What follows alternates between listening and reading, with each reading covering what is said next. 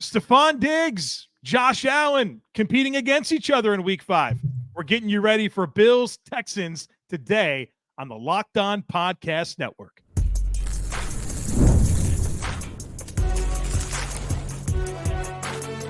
You are Locked On NFL Crossover, part of the Locked On Podcast Network.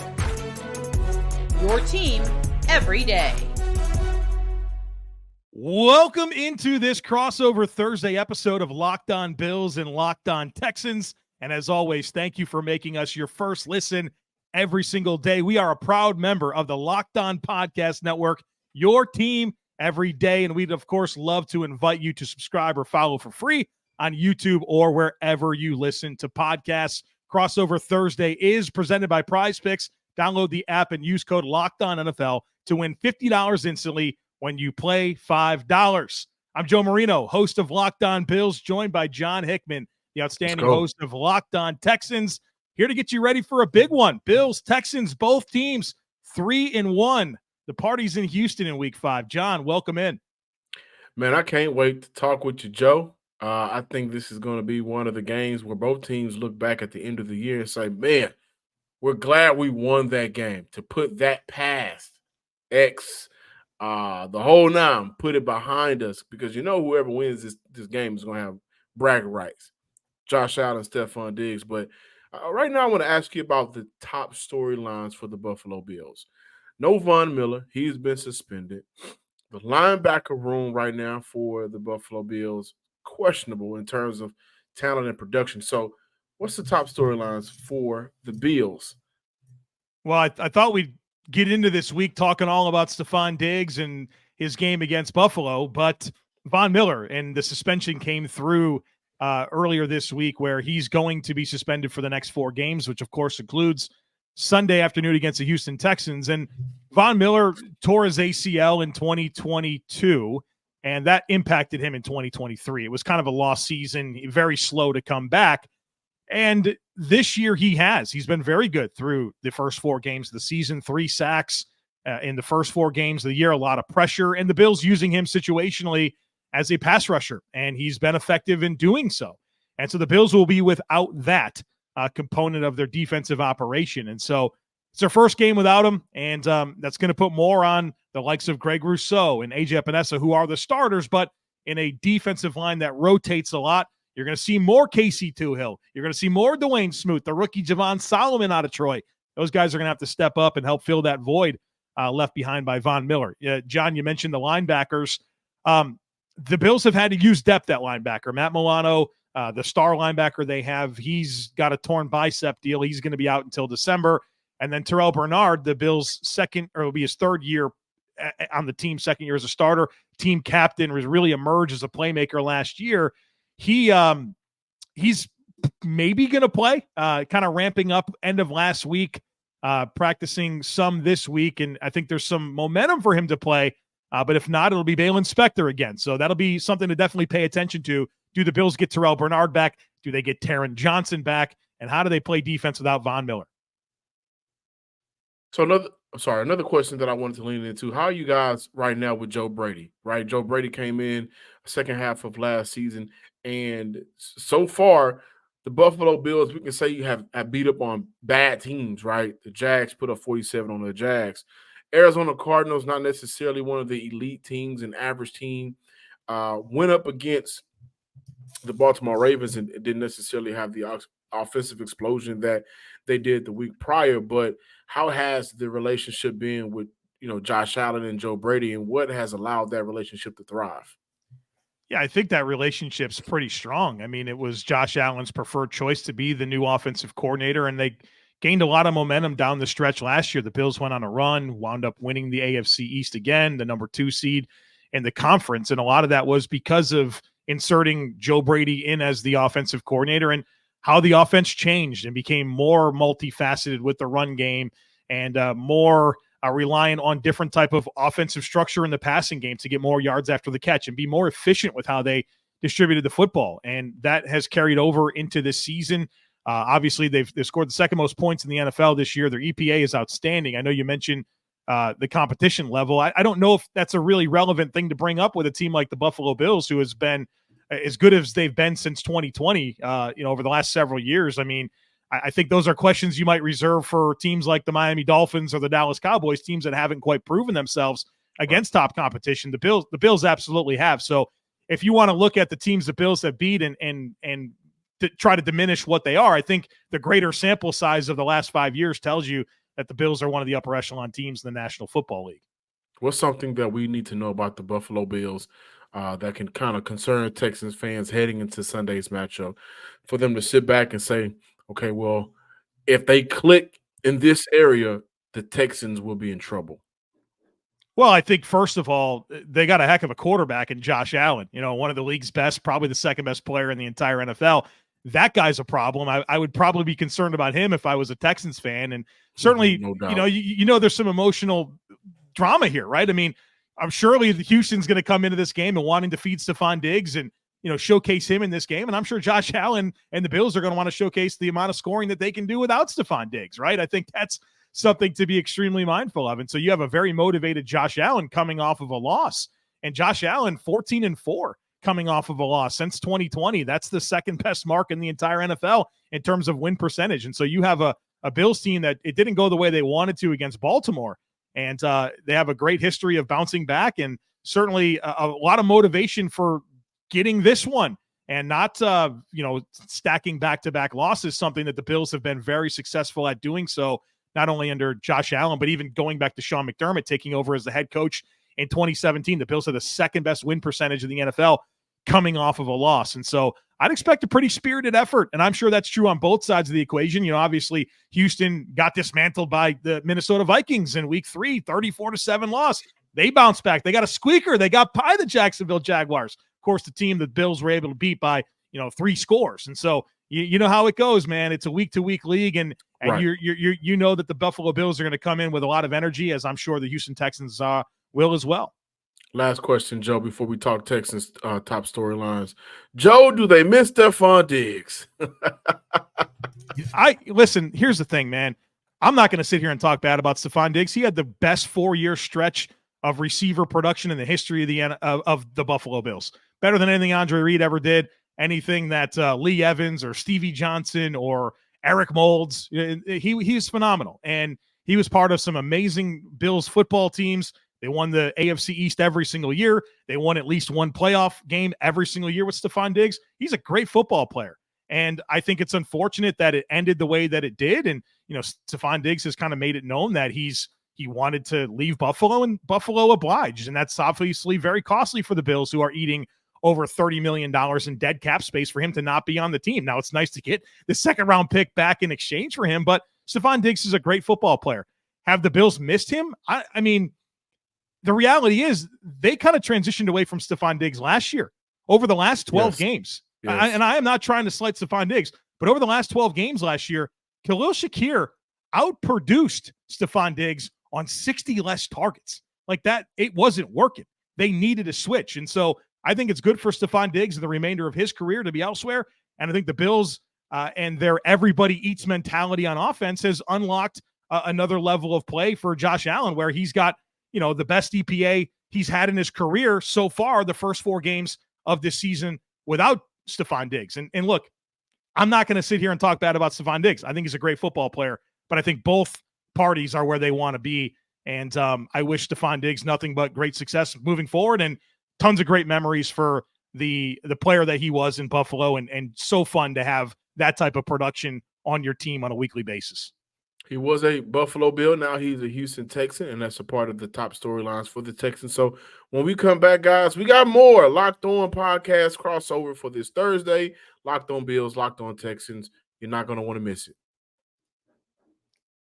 Purchasing tickets can be stressful, folks. You want to get to some of these games across the country. Well, it doesn't have to be stressful. If you got the Game Time app, Game Time is the fast and easy way to purchase tickets for all the sports, music, comedy, and theater events near you. I love the app. It's awesome. It's easy to navigate. They give you flash deals. They give you a picture from your seat so you know exactly what to expect when you get to the venue. They send the tickets straight to your phone so you don't have to dig through emails to find them. And John, my favorite thing, last-minute ticket specials, man. I don't always know. Yeah. All these events, I don't know if in 3 months I can go to a concert. I can use the Game Time app and get great deals on that concert right up until the day of the event. So check it out. Take the guesswork out of buying tickets with Game Time. Download the Game Time app, create an account, and use code LOCKEDONNFL for $20 off your first purchase. Terms apply. Again, create an account and redeem code LOCKEDONNFL. That's LOCKEDON NFL for $20 off. Download Game Time today. What time is it? It's game time. All right, folks, welcome back in. Locked On Bills, Locked On Texans, crossover Thursday here on the Locked On Podcast Network. We talked all about the Bills in the first segment. I want to talk all about the Houston Texans here in the second segment, John. And I think the story of the Houston Texans is their sensational second-year quarterback, C.J. Stroud, and he's got a bunch of good wide receivers. And of course, Stefon Diggs is a leading talking point here, but Nico Collins might be the best receiver in the league right now. Tank Dell is a heck of a player. So talk to us about this Houston passing offense and how it's looked in year two under C.J. Stroud with, of course, the addition of Stefon Diggs. You know, right now they're having their issues, right? And I think whenever you add, make those additions like a Stefon Diggs, bring back players like a Dalton Schultz. Tank Dell didn't get a chance to finish out his rookie year, also had the scare back at home in Florida with the shooting. So I think right now this offense, additions with Joe Mixon, who we got to talk about that, of course. I think right now this offense is still trying to find its own identity and its own identity separate from the Shanahan tree, right? Because that's the hot topic around the NFL. If you get a Shanahan tree coach, then you have an offense that can be able to put up points. Well, aside from week one, when they were able to put up 29 points, season high for the Houston Texans to this point, against the Indianapolis Colts, under 20 in back-to-back games, only 7 points against the Minnesota Vikings. And then this past week, they were able to kind of get things going. So I think right now, offensively, it is a struggle to find that rhythm, right? And I had an opportunity to ask C.J. Stroud about playing with a more, up-tempo, and he understands how that can help an offense put the pressure on defenses, whether it's getting to the line quickly, whether it's snapping the ball, in a certain amount of time, whether that is just kind of getting the ball out quicker, that can put pressure on defenses. And I think this offense is trying to find a way to, quote unquote, we can steal the Bills mentality, everybody eats. They're trying to find a way to get it done. And I think that it's a work in progress to this point, because not only is CJ Stroud going into his second year, but so is Bobby Slug as an offensive play caller. So they're having some miscues, and I think that this Buffalo Bills game will be a great opportunity to kind of get over, the hump of how can this offense find rhythm and click on all cylinders. Now, a large part of that, Bills fans, Joe Marino, they haven't had Joe Mixon for the past 2 games, and he has been a very good player for the Houston Texans through 2 weeks, didn't play the last 2. Whenever they can get the ground game going, that allows this offense to open up.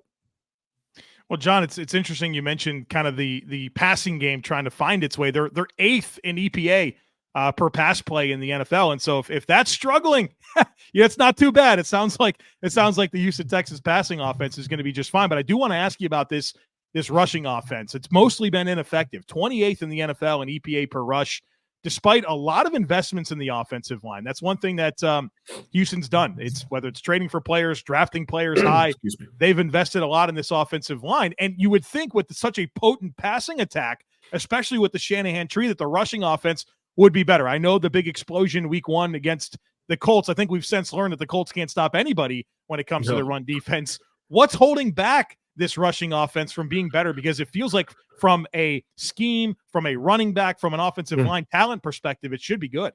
Well, Joe, James Cook is comfortable in y'all system up there in Buffalo. He's also healthy. He's been able to play in all 4 games. And not saying you guys are the best run team in the NFL, right? But I think you guys right now are middle of the pack, average about 4.2 yards per carry, something along those lines. Am I right or wrong? I think the Bills are in terms of rushing offense, the Bills, in terms of EPA, which I think is a great way to measure it, they're second best in the NFL at 0.14 EPA per rush. So that's damn good. When I look at the Houston Texans issues right now, week 1, they were able to have Joe Mixon for 4 quarters. Now, granted, that's against the Indianapolis Colts team. That defense can't stop a nosebleed. Week 2, they were able to have Joe Mixon for some part of the game, and he left that game injured. The following 2 weeks, no Joe Mixon. This offensive line is really predicated around being able to open up lanes for an experienced runner like Joe Mixon that knows when and how to hit the hole. Also, no RB2 for the Houston Texans, no Dameon Pierce. He's been out and he's missed the last couple of games. So right now, the Houston Texans are operating with Dare Ogunbowale, who had an amazing game for the Houston Texans this past Sunday versus the Jags in terms of being able to be a threat out of the backfield. And Cam Akers, who we know coming off 2 major injuries, 2 major surgeries, and doesn't have the pop that he used to have as a runner, right? Looked good in the preseason going up against 3s and 4s, but against starters, the margin for yards gets real small when everybody else is acclimated to your speed, if not faster. So they're not playing with their top guys. And also offensively, look at the offensive line. Juice Scruggs is playing center in the NFL for the first time. He was a rookie last year, had an up and down year, had some good moments. And so this year, he's also trying to establish himself. Also with Kenyon Green coming back, who missed all of his sophomore year. The ups and downs, I think, for the interior offensive line has a lot to do with communication. For exterior, for the 2 tackles, spearheaded and led by Laremy Tunsil, it's penalties. It's hard to kind of establish a run game when your penalty is pushing you to 1st and 15, 1st and 20. And so now you kind of got to throw your way out of being behind the sticks. A lot of those, issues with this offensive line, I think comes from the inexperience of the 2 guard, the 2 interior offensive linemen in the center and left guard, and the tackles, specifically Laremy Tunsil, not stepping up to the plate and being better than what he needs to be. All right, being the leader of this offensive line, cutting down those penalties, and setting the tone in terms of being able to engage and be aggressive with your defender. That's been an issue for the Houston Texans offensive line. They may touch you, but you're easily able to get around them to be able to make a play. John, defensively for Houston, a fascinating offseason, a ton of personnel turnover, bringing in Fali Fadakase and Daniil Hunter and Tim Settle and Azeez Al-Shaair at linebacker and Mario Edwards. They drafted Bullock and Lassiter, both rookie starters in the secondary. There's a ton of turnover personnel-wise on this defense. How's it coming together? It's middle of the pack EPA, but what's your eyeballs tell you about this collection of talent and how it's performing? They're trying to figure it out. They are trying to figure out. And for Houston, this is a year where a lot of people had big expectations for this team. And the reality is, like you mentioned, a lot of turnover on that side of the ball. And they're just trying to figure it out. It's hard to expect this team to be better defensively in the first quarter of the year when you do have 2 rookies starting, playing a lot of major roles. When you do not have Christian Harris out there and you have to go out there with Henry To'oTo'o, who has filled into that role pretty well, but you're missing that piece. A name we didn't say, due to suspension, Danico Autry hasn't played football for the Houston Texans. And so you're looking at 2 vets that's not out there, 2 rookies that are out there, and this defensive team trying to be able to put it all together. So I think they're just trying to figure it out. Daniil Hunter has been quiet the last 7 quarters of football. Will Anderson, I think, needs to do more in terms of being able to get after the quarterback and create more pressure and disruption in the run game. But once they are able to get all of their guys back healthy, and Dylan Horton, who was just able to come back, he has a 21-day window to come back for the Houston Texans. Kurt Hinish is able to come back in 3 weeks. Once they get all of their guys, I do think we're going to see a different defense. And then also, by that time, the 2 rookies, they have more experience playing-wise, and the defensive coordinator, Matt Burke and D'Amico Ryans, they'll be able to figure out what their strengths really are and find ways to put them in position to create turnovers and maximize their playing skills. Last one here for you on Houston before we get to keys to victory in the final segment. Run defense looks like it's been problematic. I'm certainly not saying it hasn't been for Buffalo, but also an issue for Houston, who's coming in at 28th in EPA per rush. Is this just a matter of personnel, or like where has the run defense kind of let the team down? I know they've faced, of course, Indianapolis in week 1, but they've conceded a lot of rushing yards, 158 to Jacksonville last week. Yeah, they're just figuring it out. I know I don't want to sound like I'm beating a dead horse here, but I think against the Jags, they allowed a lot of yards, and Danielle Hunter specifically. They just ran right at Danielle Hunter, so they kind of neutralized him a little bit. And the Jags were able to take advantage of the Houston Texans on the edge of that defense. Right, one of those plays you saw Derek Stingley come down, take a bad angle, and then now you're looking at Bigsby, where you maybe get a no gain, loss, tackle for loss, or maybe gain of one, turning that into 22, 23 yards. Uh, and so for Houston, they just got to be better in terms of angles and making plays defensively when their number is called. That's been something that D'Amico Ryans has been really harping on. They got to be able to make plays in the secondary. And it's not just all interceptions. It's when you're a secondary guy's got to come down and get a little dirty and make tackles around the line of scrimmage because, again, a no gain, a tackle for loss can potentially be a 22, 23-yard gain if you don't do your job right. They preach doing your job, stacking good moments. And for Houston, they've been very inconsistent in that area. All right, folks. Coming up on the other side of it, we're breaking down the keys to victory for both sides of the equation. Be sure to stick with us. Hey, NFL fans, you could start the season with a big return on FanDuel, America's #1 sportsbook. So when you get a hunch in the middle of the game, you can check out the latest stats, view live play-by-play, and so much more on the same page where you place your bets. You'll get started with $200 of bonus bets guaranteed when you place your first $5 bet. That's FanDuel.com to download America's #1 sportsbook.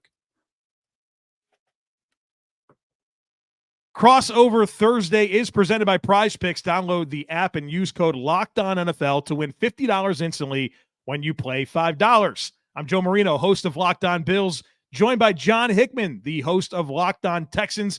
We're here to break down the keys to victory for each team. One team's getting to 4-1, the other one's getting to 3-2. John, if the Texans are getting to 4-1, what are the keys to success on Sunday afternoon? They are dominating offensively. I think the Bills are going to be able to put up points. I think they can, lead this game with at least 21, 24 points on the scoreboard. But for the Houston Texans, the inconsistencies offensively, this is not a team you can play around with. Josh Allen is not a quarterback that you can play around with. So offensively, you're going to have to do your part. Check this out. Against the Jacksonville Jaguars, the Jags broke off a 55-yard run, got to the 4-yard line, didn't score. Defensively, the Texans did their job. 3 drives, of no points allowed. That's a good day. That's a good moment. But the Texans offense, it took them to their last drive to score some points. And you can't do that with the Bills because Josh Allen and Joe Brady and those weapons and James Cook, they're going to find a way to put the ball in the end zone. So for Houston, when your defense is giving you those opportunities, they're getting that opposing offense off the field. You got to come in, you got to step up and score points. So I think this is going to be one of those games where if Houston doesn't score points like they should, and I mean at least 24 points, they're going to lose this game. Of course, we can count on Nico Collins, but for Stefon Diggs as a, not going home game, but the Bills are coming to Houston, he's going to have to perform well. Tank Dell will be coming back off of an injury he missed last week. He's going to have to be a part of this offensive explosion. And Bobby Slurk in his offensive game plan has to find a way to get Dalton Schultz involved. He has been a very good player for the Houston Texans, but through 4 weeks, he has been in a lot of ways forgettable. That can't happen Sunday. So I think the Texans offensively, they're going to have to run the ball, open up your playbook, take some of those shots down the field, but specifically attack the middle area of the Bills defense, find ways to get some yak yards, and get the ball in the end zone.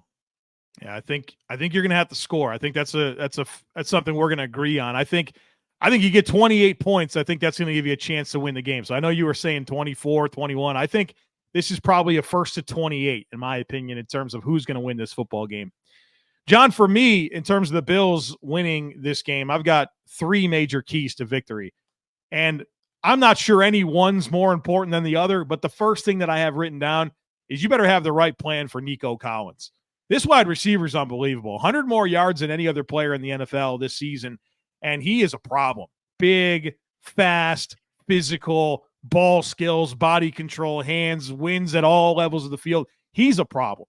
I mean, and what's amazing about Nico Collins and watching Houston is for how much of a problem he is, but also how wide open he is. Everybody knows that they want to throw him the ball. People just can't slow this guy down because he's such a bully at the top of routes, and he's just a tremendous physical specimen. And I think the Bills are going to have their hands full with him. And I think he's the key cog in the wheel. I know there's other good players on that team, but I think it's about Nico Collins. And I think the Bills have good corners to match up. I think Rasul Douglas and Christian Benford are quality starters that I think they're big physical corners as well. So I think there's some good on good, but man, Nico Collins has been a problem. And with his ability to win on those in-breakers, that's going to put stress on the Bills and kind of how they like to space the field and, maybe attack the safeties where I think the Bills have, a little bit deficient with in terms of their starting caliber players on the back end there. So Nico Collins and having the right plan there, I think, is critical. Number two, we'll keep it on the defensive side of the ball. I think it's a big day for the Bills' interior defensive line, and I'm specifically talking about the guy that's loyal to the soil, Ed Oliver, right? The Houston guy, a 5-star recruit, could have went anywhere he wanted. He wanted to stay in Houston.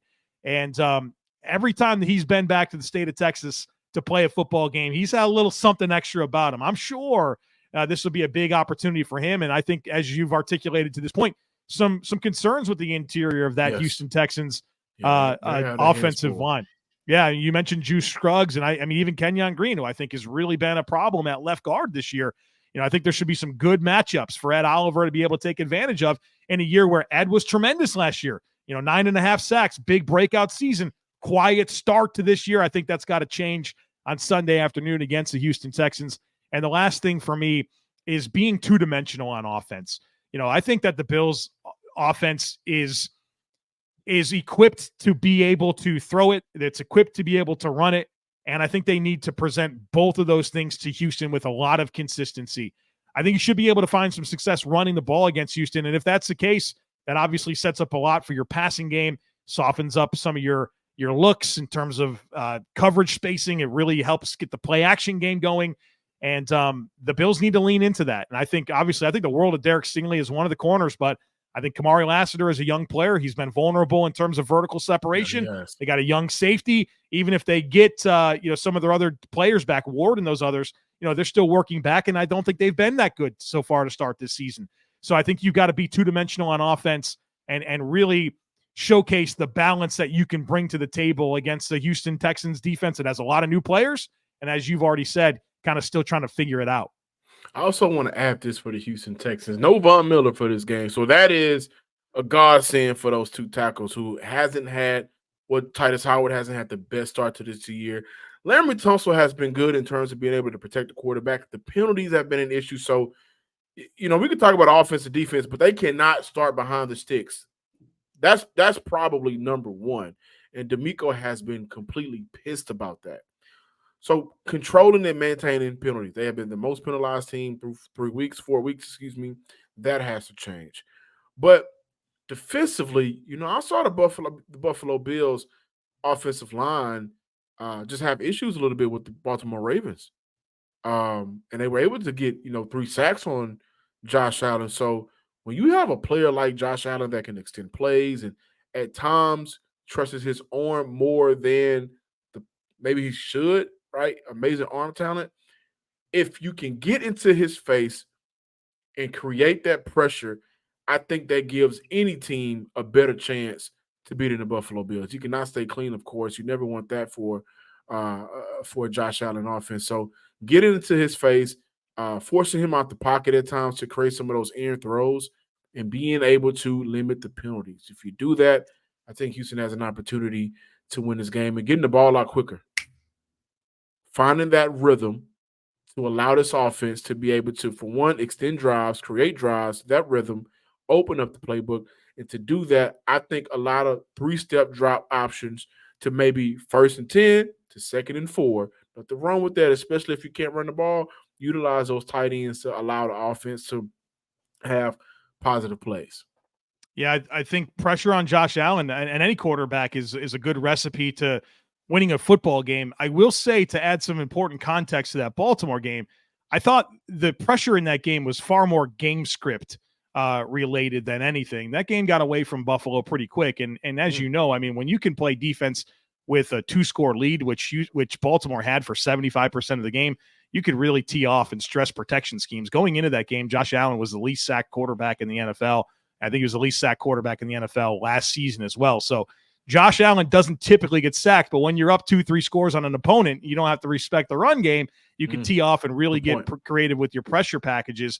And I thought that was a big part of Baltimore's recipe on Sunday night. Certainly something that I'm sure Houston and other teams would try to replicate moving forward. So we'll find out. We'll play it, see what happens, John. It's going to be a big one. I'm sure that it'll be one of the marquee games across the NFL this week. Surprising that they snuck it in at 1 o'clock on Sunday afternoon. I thought maybe this would be a primetime game. Especially considering the storylines around it.